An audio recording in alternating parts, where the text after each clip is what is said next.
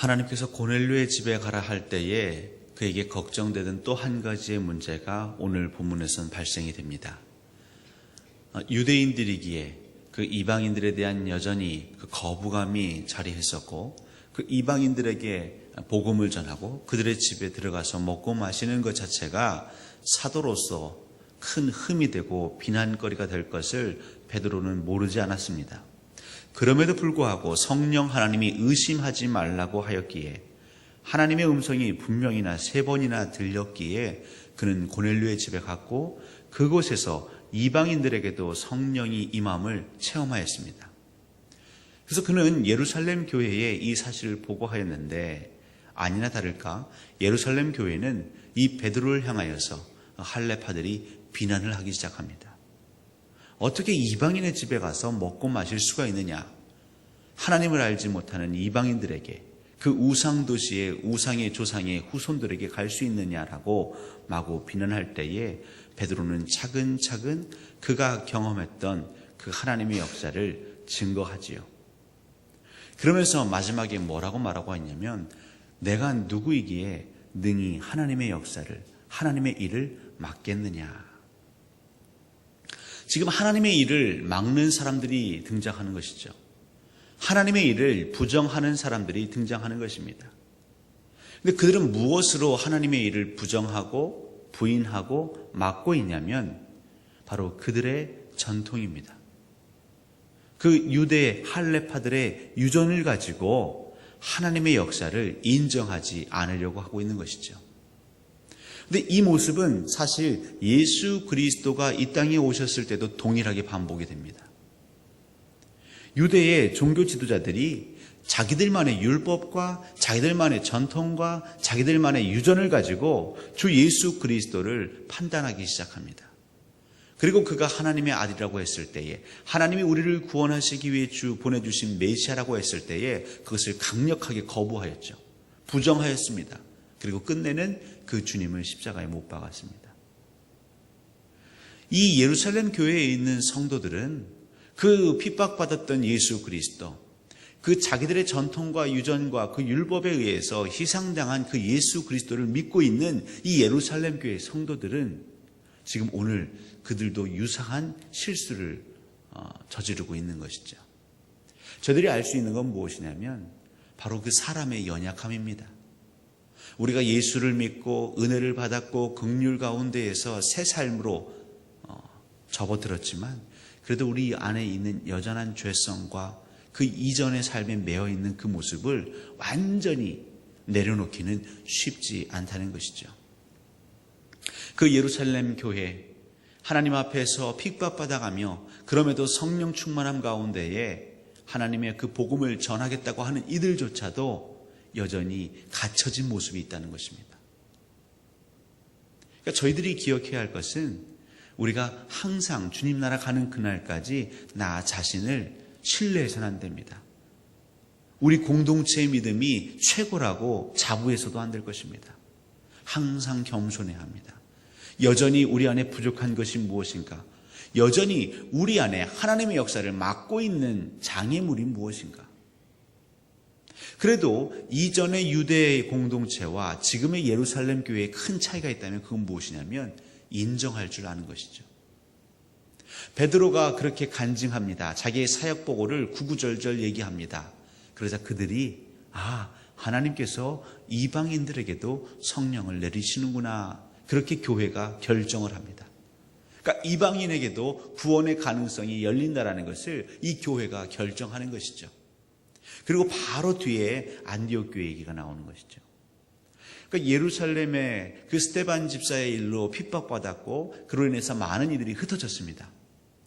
그래서 그들이 흩어지는 가운데 복음을 전하는데 누구에게만 대개 복음을 전했냐면 이 예루살렘 교회에 그동안의 정서가 있었기 때문에 유대인들에게만 복음을 전한 것이죠.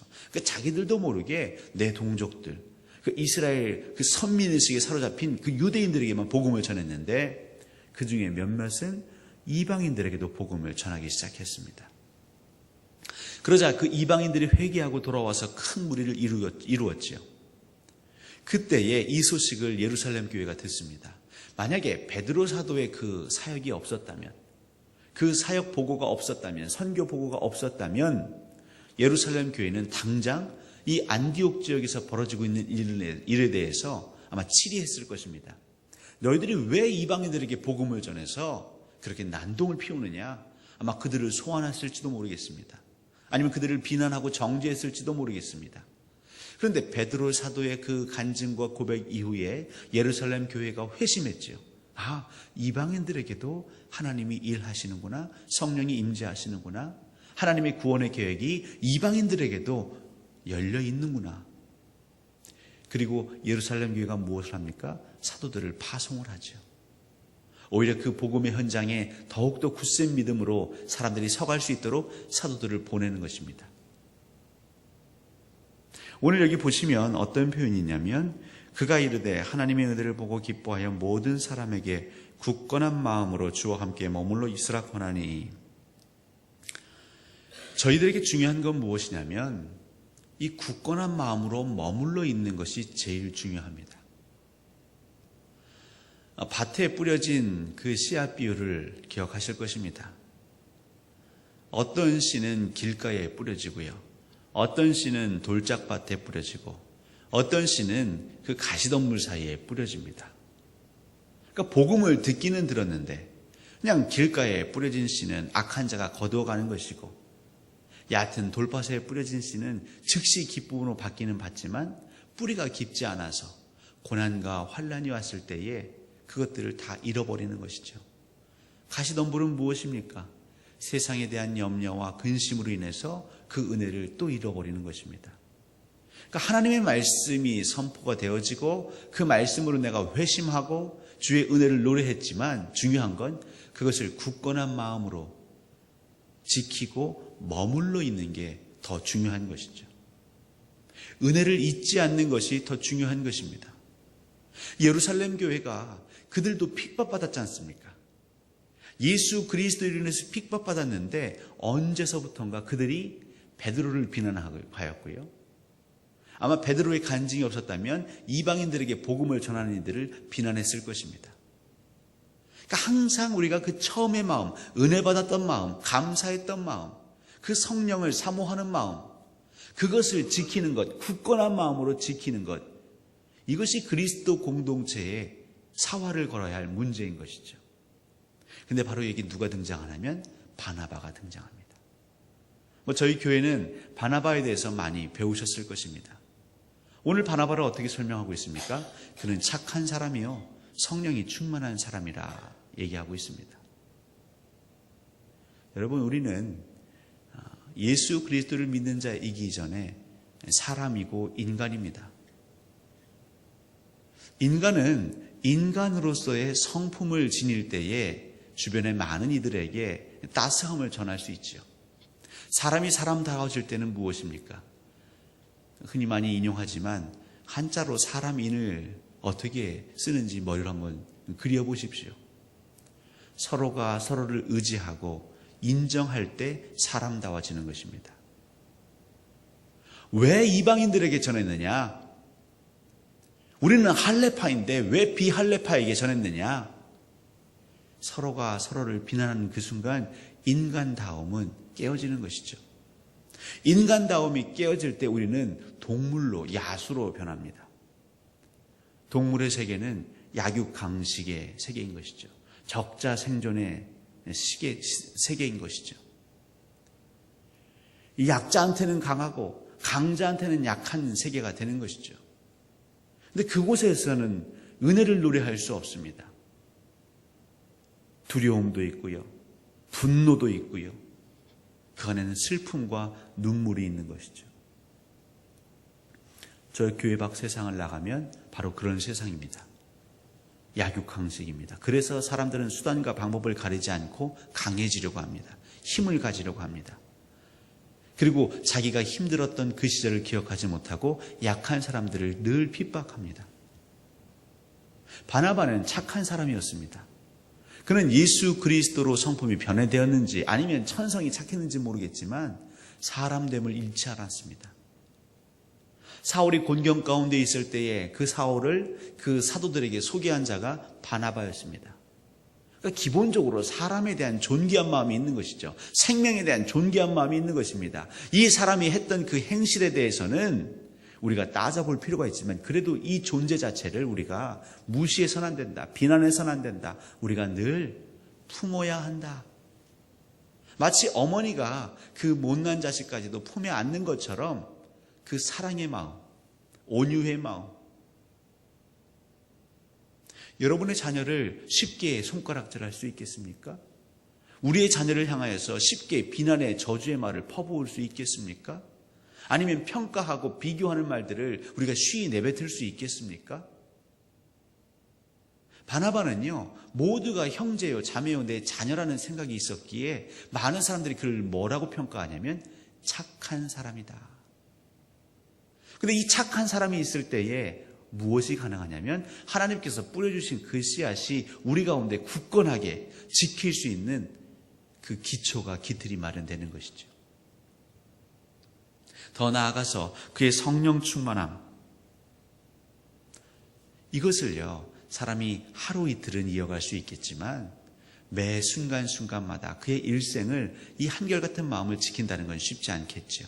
결국 바나바는 자기의 힘을, 자기의 천성을, 자기의 배경을 의지한 것이 아니라 날마다 하나님이 공급하시는 그 은혜를 의지한 것이죠.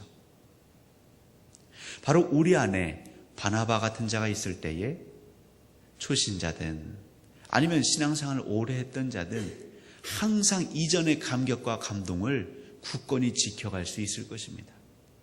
바로 그런 공동체가 있을 때에 우리는 이방인들에게 복음을 전하는 통로가 될 수 있겠지요. 오늘 이 새벽에 우리 하나님 주시는 말씀은 무엇입니까? 우리를 향하여 돌아보라 말씀하십니다. 누가 하나님의 일을 막겠느냐? 근데 안타깝게도 이 세상에서는요, 하나님의 일을 막는 일들이 너무나 부지기수로 벌어지고 있습니다. 심지어는 하나님을 믿는 사람들이 그 하나님의 일을 막는 장면이 오늘 나오는 것이죠. 하나님께서 하신 일을 비난하는 자들이 나오는 것이죠. 근데 그들은 성령 받은 사람들이었습니다. 우리 광주동산교회가 하나님의 일을, 성령의 일을 막거나 회방해서는 결코 안 되겠습니다. 혹 순간 그런 실수를 범했다 할지라도 예수 그리스도를 십자가에 못 박았던 그 유대 지도자들과 같지 않고 오늘 예루살렘 교회처럼 속히 회개하고 인정하고 돌아와야 할 것입니다. 그리고 동일한 그 일들이 벌어질 때에 우리는 전향적인 자세로 그 이방인들을 향하여 복음을 전한 이들을 칭찬하고 격려하고 그들에게 사도를 파송해야 할 것입니다. 이것이 이 새벽에 하나님 우리에게 주시는 말씀입니다. 여러분 돌아보십시오. 하나님의 일을 막는 것이 우리 교회에 있진 않은가? 아니, 하나님의 일을 막는데 어떻게 하나님께서 이곳에서 마음껏 일하시겠습니까? 하나님의 마음을 거스르는 것, 하나님의 뜻에 장애가 되는 것이 있다면 우리가 기도해야 합니다. 그럼 여러분의 기도가 그 장애물들을 하나하나 치우게 될 것입니다. 이 새벽에 하나님께서 은혜 주시기를 원합니다. 여러분들에게 은혜의 통찰력을 주셔서 우리 광주동산교회가 정말 이 시간 긴급하게 기도할 게 무엇인지를 보게 하시고 여러분의 기도를 통하여 성령 하나님이 그것들을 하나하나 치우시고 그래서 우리의 복음이 많은 이방인들에게까지 전해지기를 우리 주 예수 그리스도의 이름으로 간절히 소원합니다.